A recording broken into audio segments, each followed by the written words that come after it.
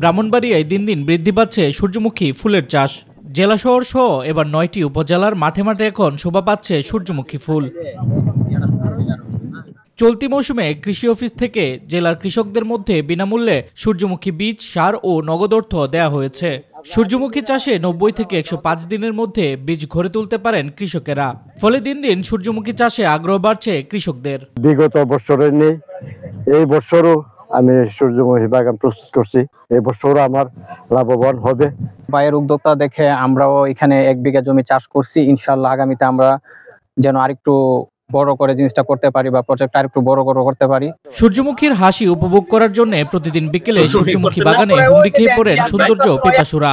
কেউ কেউ যাচ্ছেন পরিবার পরিজন নিয়ে, বাগানে ঢুকে তুলছেন ছবিও। সূর্যমুখী বাগানটা করছে খুব সুন্দর। আমরা প্রায় সময় এটা দেখতে আসি, পরিবার নিয়ে আসছি, বাচ্চা কাচ্চা নিয়ে আসছি, সবাই দেখে সব শখ করছে করার জন্য। আমার পরিবার নিয়ে আসছি, অনেক ভালো লাগছে। ফুলগুলা করছে অনেক সুন্দর, তো আমাদের অনেক ভালো লাগছে।